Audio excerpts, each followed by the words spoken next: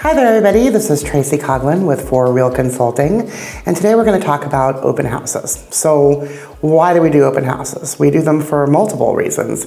Typically, it's not to actually sell the house that you're in, although that's nice, but the odds are against that. But it can include things like practice. We all need practice on open houses. Picking up unrepresented buyers. About 87% of buyers that come through a house are unrepresented, and they're looking for you and they need you. Educating the public, really big thing for open houses. It's your opportunity to have conversations and explain to the buyers that it doesn't cost them anything to use you. They don't understand that even in 2023. They also don't understand that going directly to the listing agent and making an offer doesn't save them any money at all. They think it does because that's one less commission, but in all reality, the listing agent's making double the commission. So it's a great time to educate the public. And of course, getting listings. So we don't just show up with signs and put the signs in the yard. There's some research that needs to be done beforehand. You need to have some strategy going into this house. If it's your listing, then you know what you need to know about it as far as where the schools are located, where the Starbucks is. And it sounds silly, but there's nothing worse for me as a person walking into an open house and asking an agent about the home and about the school district and them saying, I don't know. Do your research and know. If it's not your listing, then you want to look those things up. You want to know what other homes are available in the area. Because if they're coming in and they're looking at a 3-bedroom, they may need a 4-bedroom and say, this is a great house, but I'm really looking for a 4-bedroom.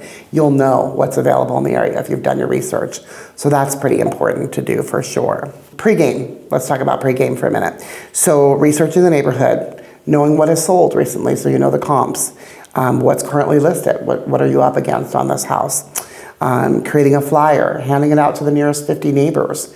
Why do we do that? Why do we go to the neighbors and why do we hand out these flyers? Because we want to let the neighbors know that this is what we're willing to do for a listing.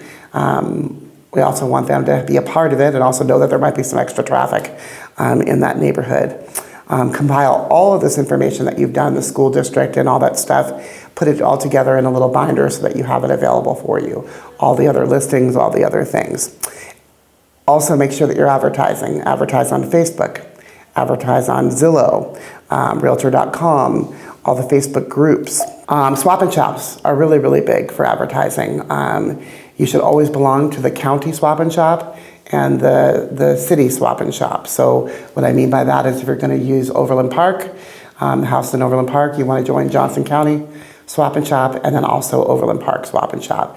I don't know if you know this, but just between those two Facebook groups, there's 100,000 people on those groups that you are at least connecting with and reaching out to and touching. So definitely something that you want to do. The day of your open house, you want to arrive early, of course. You want to make sure that the house is ready. You want to turn on all your lights. You want to make sure that it smells good in there. If you need to open windows, make sure everything is clean and uncluttered. Have balloons on your signs all the way into the house. I'm a big believer in this here in Kansas City. Our signs are very low to the ground, and we need something to catch the eye, something to do that. So either a flag, banner, or have balloons on your signs. Make sure that you have a registry that they can sign in on. Now, a lot of agents get stuck here with getting people to sign in for the registry. I used to use a trick where I put a sign by the registry pad or the iPad if you're using a online one. And I would put a sign that said, for every full registration completed, you'll be put in for a $25 gift card to Amazon or QT or something like that. That gets them to stay away from putting Mickey Mouse as their name and the wrong phone number and things like that because they want to be contacted if they win. So it works really well and people will kill each other for a $25 gift card. So I definitely would recommend that. Have your seller's disclosures and your flyers on the counter so that if in fact someone does want to make an offer or has more questions, you have all that information there. Snacks are great for sure. Depending on the the part of town, the demographic that you're dealing with. If it's a Sunday afternoon, you might want to just have some cookies. I recommend actually making the cookies at the house because that will make the house smell good, which is always nice. Women buy homes, and they buy homes based upon feelings sometimes. So having a fresh baked smell in the house is always good. Stay away from the candles unless it's a plain vanilla or something like that.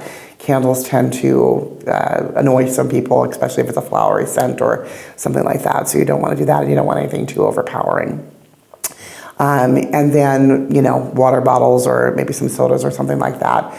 If it's an open house where you're maybe like on the plaza or downtown and you're doing like a Thursday night or a Friday night, it's okay to do wine and cheese.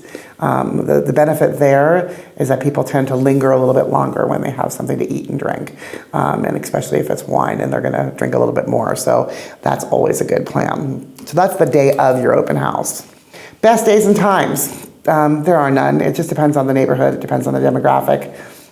We do want to avoid Chiefs games and Royals games. And if you are going to do it on one of those days, to have maybe a tailgating party before the game with a Chiefs theme would be good. But y'all are really serious about your sports here, so you definitely want to stay away from those times. But again, an evening open house will work if you're in an area that has a lot of evening traffic. What are your goals? Your goals obviously are to get exposure to the house first and foremost. You're going to educate the public. You're going to hopefully pick up buyers. How do you pick up buyers? You really just have a conversation with them. There's a balance between following them through the entire house and pointing out this is the kitchen, this is the bathroom, and following them, but also having enough contact with them to have some conversation with them and ask them a couple of questions. How long have you been looking? Are you working with anyone? Have you signed anything with anyone? What about this house did you like? What about this house did you hate? Kind of get some information from them and build a little bit of rapport. I take that information that I get from them and I write it on their registration form. So it may be something as silly as, they had a pretty pink hat on, to they had two little girls with them, to something that they, responded to my questions. And I put that on the note so that when I go back after the open house, I'm going to mail a card to every single person that I have an address for. And I'm going to thank them for stopping by my open house. And I'm going to put something personal in there. The difference between you and the other realtor who adds them to a email campaign or adds them to a MLS portal and they start just getting slammed with emails is you now have a warm thing. You're the only person who sent a card. And when you call them on Monday or Tuesday to follow up with them, they're going to know who you are because you sent a card and you had a nice little personal note there. So very important to ask questions, important to take those notes so that you have that. And of course, if they're unrepresented, then you might be able to pick up a buyer for sure. So earlier I said something about sellers and getting listings. And in my career, I built my entire business on open houses and farming. And I did open houses every weekend, sometimes 2 to 4 open houses, depending on the weekend. I would do back-to-backs on Saturdays and Sundays, a couple hours, and I got to meet new people. It was a win-win for me, for sure. It's also like shooting fish in a barrel. I mean, they're coming to look for houses, and you're a realtor. It's a great way to pick up clients. But back to the sellers. What happened in my career is that I was doing a lot of open houses in the same neighborhood, in the same area, and people were coming to my open houses. They would visit for a few minutes, and then they would leave, and they had no intention on ever buying the house. What I didn't realize was a couple of months later, I would get a phone call saying, "Hey, you remember me? I came to your open house. I'm thinking about listing my home." I was being interviewed by the sellers as a seller's agent. I didn't even realize it. So even though most people pick up buyers at open houses, you can pick up sellers too.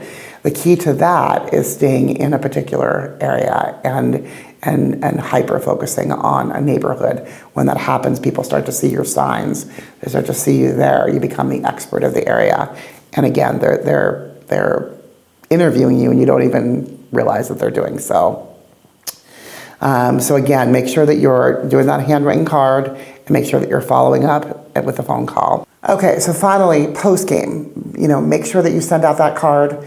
make sure that you follow up with them within a couple days later. If you've made an impression with them, if you've had a rapport with them, built a rapport with them, then they may hire you to be their buyer's agent. And who knows, within a couple of months or even a year later, you might get a phone call to list their home, and that's all from an open house. So I strongly encourage it. Let me know if I can do anything to help you guys out. You can call me at any time at 913-530-5083. Thanks and have a great day.